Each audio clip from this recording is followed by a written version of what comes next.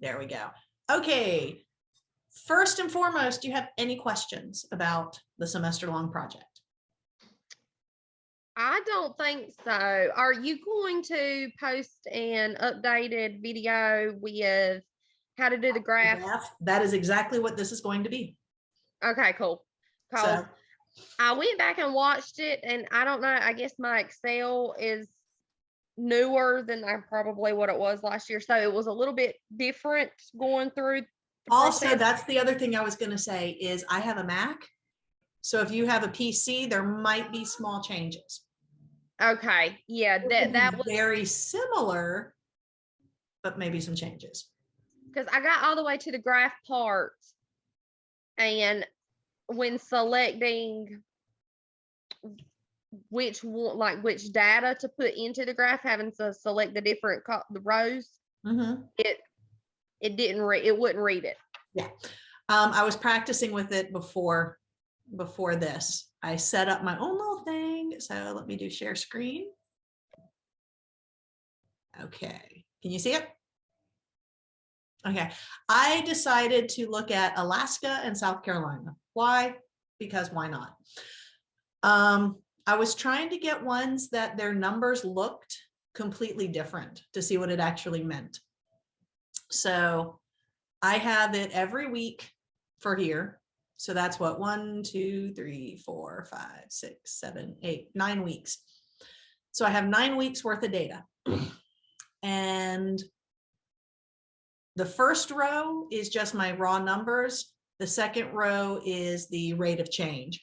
In the data sheet I gave you, it's in 2 different locations. But this is how I keep mine organized. So I did this.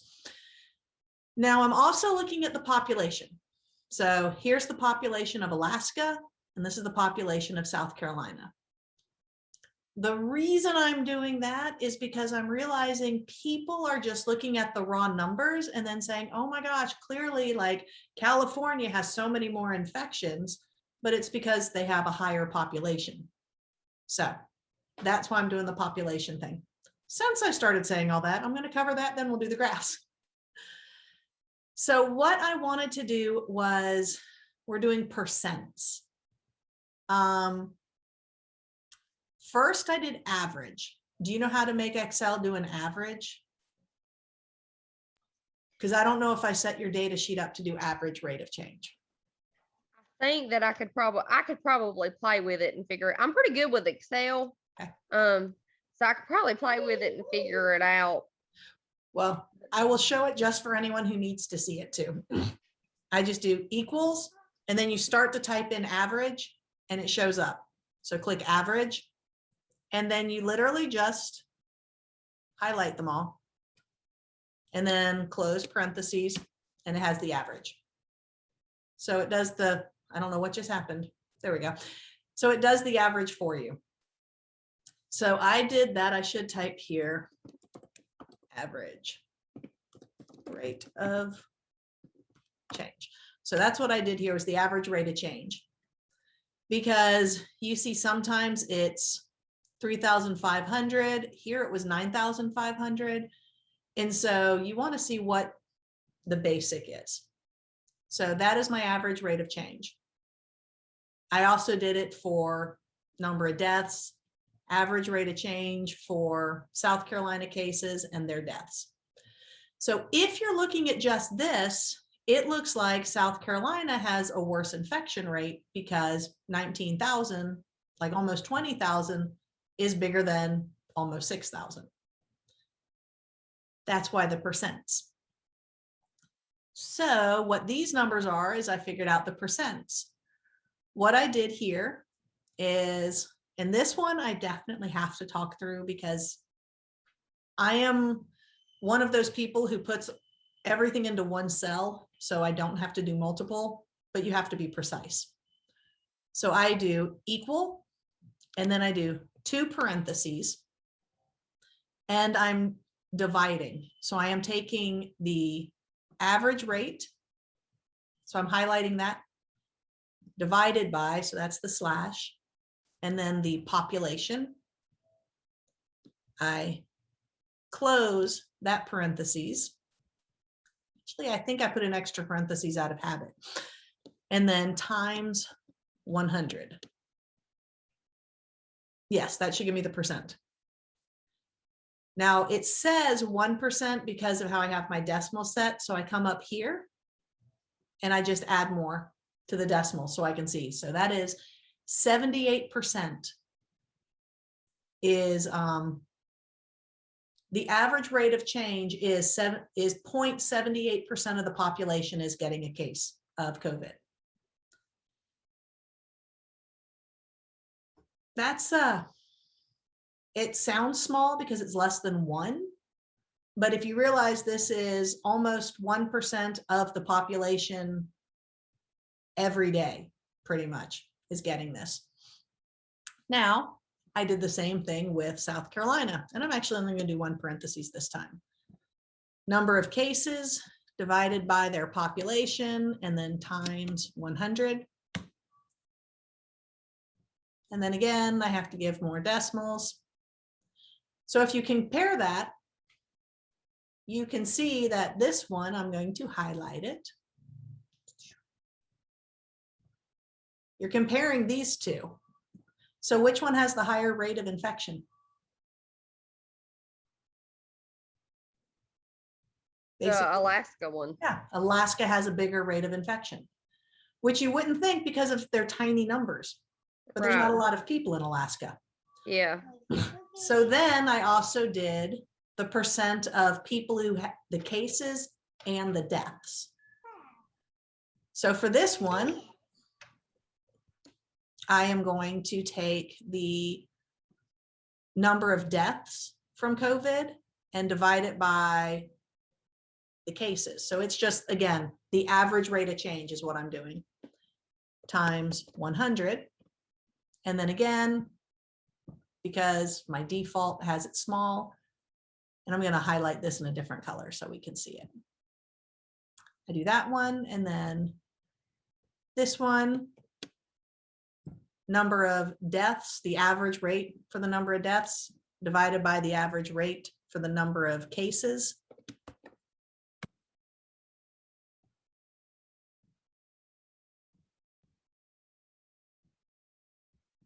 Which one has the higher death rate? South Carolina. Yeah, that's a substantial difference between those. And the reason this is important is when you're looking at the vaccinated states versus the high vaccinated versus low vaccinated, because some of the ones that are vaccinated are bigger states. And so their numbers are obviously going to be higher. And the feedback I've gotten from some of the students and, you know, the how's it going in questions and that kind of assignment, I've had people say, well, clearly the vaccines aren't making a difference because it's still X number of people. And that made me realize, holy crap, I should have been doing these percentages, because people are missing the point by only looking at the big numbers. So part of the assignment, and I'm going to post it in the details and then tell people to reference this to see how to do it, is going to be, you need to look at the percentages. That's going to need to be part of your paper. Do you have to do percentages for every single state? Not if you don't want to. But you need to be able to compare who is actually a higher rate of infection and higher rate of deaths, because when I did this, like just moments ago, I think it was like 11:40 when I did this, I was floored at how many more deaths for South Carolina there were, percentage wise. I'm like, holy crap. That's a little scary to me. Yeah, that's crazy. And the whole reason I picked South Carolina is one of my best friends lives in South Carolina. And I'm always on his butt about, you know, being careful because he has a little kid who just turned 8. And I'm like, dude, you better protect Bo. I'm going to be really ticked, man, if something happened. So I've been a little obsessive about watching South Carolina. So we need to keep so should we add extra columns or do something down at the bottom with to do the average rate of change, or? Well, you already have Oh yeah, you already have the rate of change. I am going to Mhm. suggest doing the average because this is the only way you can get this number. Right. Unless you are doing every single one. And that just Okay. seems like a lot of work to me. Right. And so I would just do this so I can just look on average. Right. Um, Okay. but if you just eyeball it, you're not going to realize. So I said in a previous one that you needed to start looking at the populations. Do you know where to find the populations? Yeah, I guess I missed the one about doing population because I hadn't been keeping up with the population. Oh, you don't have to keep up with it. You just get it once. I'm going to go back to the Excel in a minute. I'm going to show you. Okay. The page that I told everybody to use, this web page, Yes. I put it in order. I don't know if you saw this part. When Uh-huh. you first go on, it looks like, well, it's not being helpful. Let me reset it. There we go. This is how it shows up. Right. Yeah, I just done mine this morning, updated my spreadsheet. And it took me, oh my gosh, I felt so stupid when I figured it out. This little button, if I do that, it puts it in alphabetical order. I can find it so much better. I cannot tell you how much searching I was doing before. I was going up, down before I figured this out. So now I'm telling Well, you. most of my states are at the top, so that's the reason I don't change mine. Most of mine are normally right there at the top, but I did realize that you can put it in ABC order. Oh my gosh, I was so happy because I'm keeping track of all the states that people told me. And so it's a lot of states. And so I alphabetized my own sheet. Yeah, I felt so stupid. I felt like that Facebook thing of, I was this many years old before I learned. That's how I felt. But anyway, this chart, population right here. It just straight up gives you the population. That makes it simple. If last semester, I had people look at this part, cases per 1 million. It's too confusing, I think, for people to explain this one. This is basically trying to do what I'm trying to get you to do with the percentages. It's showing you if each of the places had 1 million people, this is how it would do. So you could look at this and see whichever number's the highest is more infected. So like Idaho being a number that's 163,000 is more infected than Hawaii. That kind of thing. And actually more infected than California, which you would never guess because of those main numbers. But I just go by here. Just picking your population from the last row. That's it. Now, I did find it interesting because I didn't realize how many people were in some of these states. So I was a little stunned. I was like, holy crap, really? Yeah. I'm getting stunned again going, holy crap. DC has almost as many people as all of Alaska. That's crazy. But anyway, that's where you get your population. So I only grabbed it one time because they're not going to do, well, honestly, I've never checked. I'm assuming they're not going to deduct from there every time somebody dies because people are getting born all the time too. So I'm just going by that. Okay, I am going to stop sharing that one and go back so we can do the graphs. Okay, here we go. Graphs now. It's so funny. I forgot you said you'd mute if your babes got a little loud, and then also I'm like, I can't hear anything. And I'm like, oh yeah, I remember. Okay, for the graphs. I don't know what he's doing in that yard next door now, but it's like, bah. Anyway, if you're doing just cases, I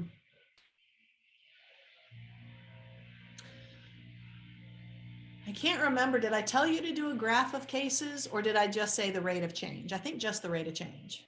I think you said just do the rate of change Yeah, for each one because of the them. cases are all going to do this, I mean, so Yeah. it's kind of silly. So rate of change.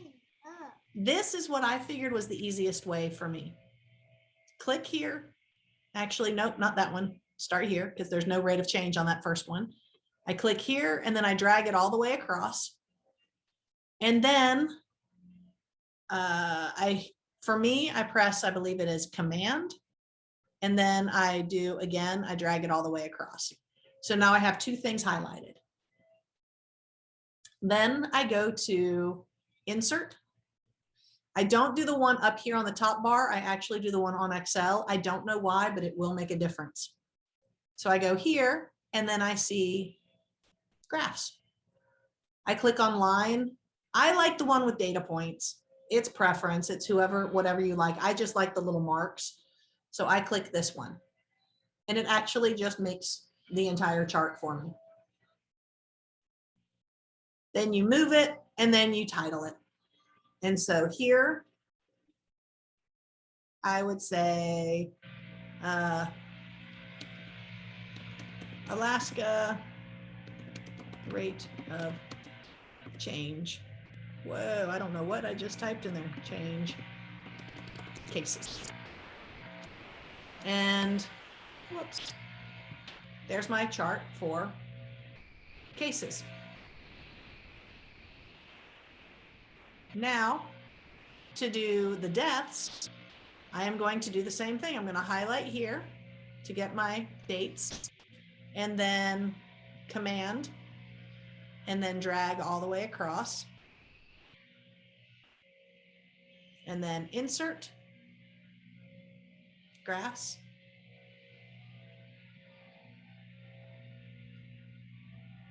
and then Title.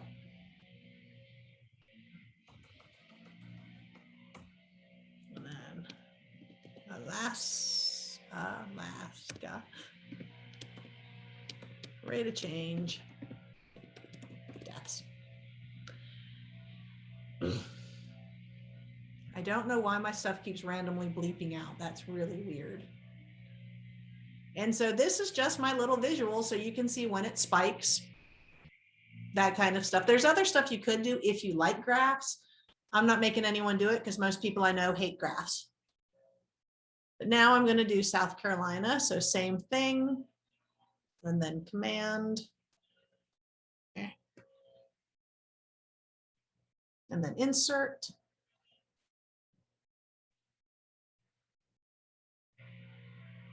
Actually, I think I'm going to go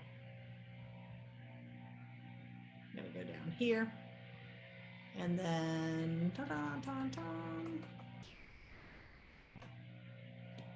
South Carolina rate of change cases. And then one more. So dates.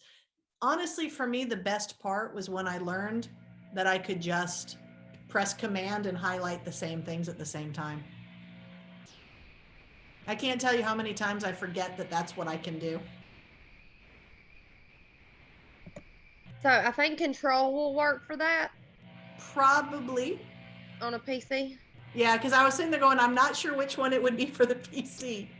But yeah, so Control. I think it's Control. Okay. So why I like this is one, I don't know about you, it gives me a little hope at the moment because it's a decline right now. Yeah, you can see where there were some spikes, but it is at the moment steadily declining. And when you do this for each of your states, some of them you're going to see a lot more peaks. Some are nice and steady. Some are not declining. Some are starting to climb. And it's kind of interesting to just look at that. Was it last term?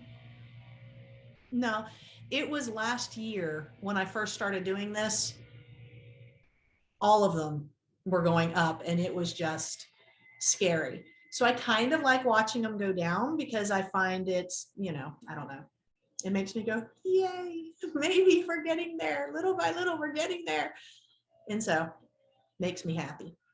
The other thing I like about looking at the spikes and stuff is I like to try to see what was in these general areas. Main one, when was, I can't remember, is it Labor Day or Memorial Day that happened the most recently? I never remember which is which. Labor Day, Labor Day? Because Labor Day was September. September 6th. That was here, right? And it takes about 2 weeks. 1, 2, we're right here when, well, I should say right here is when the cases start to show up more. And then after that, you get the spike in deaths. So most of these deaths were probably from exposure Labor Day weekend. And that's part of why I like the graphs. That's what I'm hoping people do with the graphs. I'm not stupid, and I realize a lot of people are just going to do the graphs because they have to do the graphs. My hope is that some people will look at the graphs and actually do exactly that and go, oh my gosh, Labor Day weekend, and exactly 2 weeks after that, we're seeing it climbing, and exactly a week after that, we're seeing a rise in deaths. And when you look at it for both states spiked in that exact same time. I don't know what happened in Alaska here. So I would like to see if more people in South Carolina were suddenly being vaccinated. You know, I would love to know this. I don't know. I'm not going to research it to that degree, but that would be one of the things I would look at. But something happened, and this could also, as morbid as this is, part of why I picked Alaska is in the news. Alaska obviously spread out, a lot of rural areas. They don't have a lot of hospitals. They were getting so many COVID cases that they were having to ration care. They were having to decide who they could treat, who they couldn't. They were having to turn people away from the hospitals. So I'm wondering if that's what was happening here, this was the time when the hospitals were overrun. So you never know. But I don't know, that's my entire purpose of having people do the graphs, is to try to see the point of collecting the data, because numbers are numbers, but the visual might help you actually see why something's happening when it is. And that's part of what the paper is you're supposed to be coming up with questions like, did this help? Did this not? You know. Question about the paper. How long do you want the paper to be? I can't remember if it was if it's on there. How long do you want the There's paper? no minimum. There's no minimum? No minimum, because I don't like when people just add stuff just to make it long. Right. My thing is, you're supposed to be trying to think critically. You're supposed to look at what you said at the beginning of the semester. I really wish that noise would stop. I hate it. You're supposed to look at what you said at the beginning of the semester, kind of recap it and say, this is what I was thinking at the beginning. This is, you know, what I looked up, what I thought, these are my questions, blah, blah, blah. And basically take me on the path of the road of how you came to decide if you were right or wrong. I want to see if you changed your mind. And if you did, why did you change your mind? If you didn't, why did you not change your mind? You know, because before the pandemic, I had a similar type of assignment, but not quite. When the pandemic began, I realized I had the perfect opportunity to try to use critical thinking and science stuff with a current issue. And my hope had been to get people to stop just saying, well, it's what I think, period, and not ever looking. Basically pull people away from YouTube videos and what Facebook, Instagram, and Snapchat tell them. I wanted people, well, I need to now say TikTok. I wanted to see that people could actually use their own brain. Sadly, most people don't. Most people are still saying, I didn't change my mind because it's still here. And they never actually looked. I went into looking, researching the vaccine rates in my states as well. So that's kind of changed from what I originally Mhm. started at too. So, but Yeah, and that's good because that's what I'm looking for. Because like if you were 100% against the vaccine, but then you still looked at it, you actually tried to educate yourself. If you're still against it after you've educated yourself, more power to you. But if right, you've changed your mind because of your research, yay. I just want to see that each person actually tried. Like, look. right. And see, I went as far as looking at the flu stuff too. I'm kind of curious because I think I'm probably going to keep up with it after this semester. Um, I'm kind of curious to see because we haven't hit our flu, time Flu yet. season, we're entering it right now. Yeah, we haven't hit it yet, so I'm kind of curious to see what the difference is going to be after doing the research on the was it last week's assignment or week before last, where you had Yeah. us look at the flu stuff. Yeah. So I'm kind of curious because I dug in on that. I'm kind of curious to see what it's going to do when this flu season hits, how it's going to change and how it's going to differ. Because I looked at the different flu rates, the flu vaccine rates and all too. And it is for the states that I've done, COVID vaccines there are just as much percentage of COVID vaccines as there are flu vaccines. For last year anyways. So that was kind of eye opening to me as well. That there's that many that are actually getting the vaccine, like the flu vaccine. So I'm kind of curious to see what it's going to do after this flu season's over, how the cases are going to change. So I'm probably going to keep up with it. Just letting you know, my whole point of that was I'm probably going to keep up with it even after class is over because I'm curious to see what it's going to do. And that's always my hope. Right there is exactly what I'm always hoping for, that somebody will go, huh, this is kind of interesting, because that sparks the critical thinking. It sparks the researching, and it makes you more educated, more knowledgeable. Yeah, I researched the other day when we had that flu one. I researched for, I know, like 6 or 7 hours probably, just out of curiosity to what the difference is between COVID and the flu as far as, cases, vaccine, ages, all that good stuff. I researched for quite some time on it. So that I could kind of include that in my paper. So is that okay if I lean towards that? 100%. It's because it's whatever questions got your attention. That's why I don't give you specific questions. Okay. Because some people are like, oh, I'm so over this. And I get that a Right. lot. And I understand being over something, but that's honestly why it's open-ended, is because Right. anyone who gives a crap about anything could find one aspect that interests them and then go for that. That's the whole reason I'm trying to get you to look for something that actually gets your attention. But I mean, most people, it's more like, I can't believe I have to do this. Ugh. And then they won't even think of anything. And I find it sad, because it can be interesting if you make it interesting. Yeah, it's just interesting to me, period. So, but okay, that was my question. That was why I got on. I wanted to see about the whole graph situation, and I wanted to ask about, the length, and if that was okay if I leaned more towards the, that type of the flu versus COVID situation.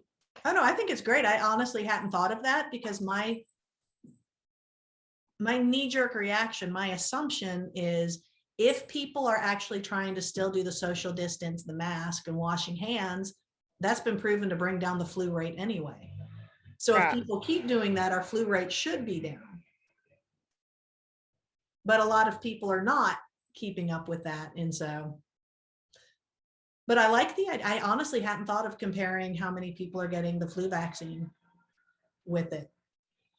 Yeah, I have a notebook that I kept that I went through and um looked at, like I said, the different age groups versus for COVID versus the flu vaccines and stuff like that, and how they've changed, how the flu rates changed last year compared to the year before that, which Mhm. was actually very surprising to me.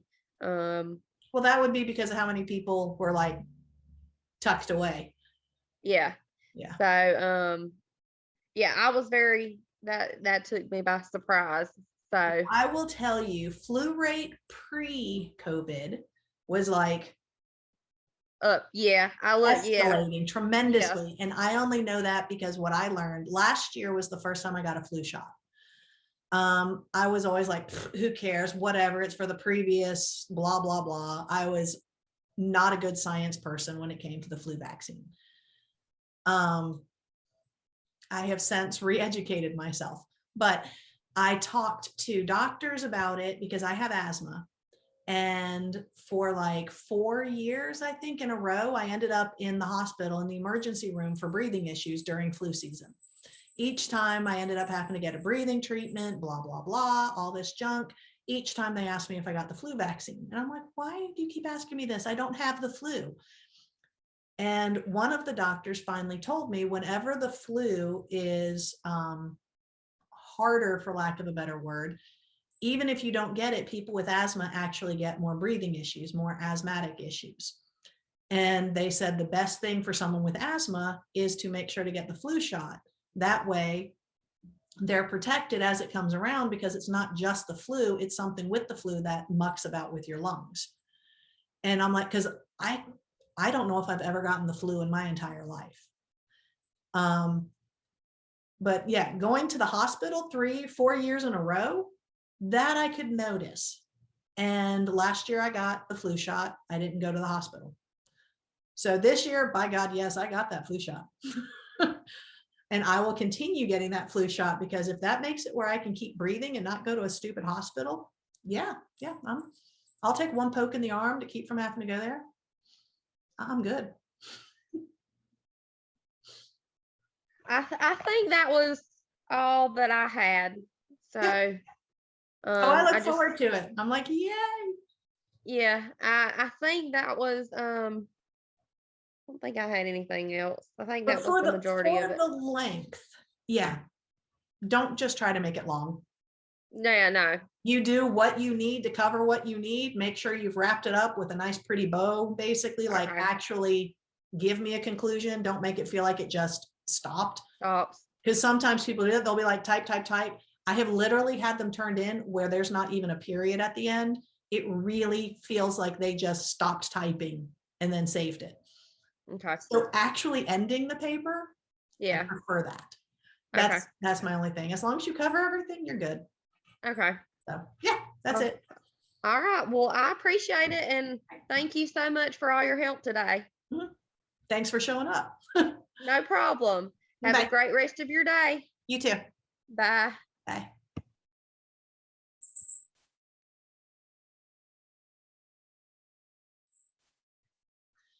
Okay, so now that that part's over, here's the very last bit that I promised.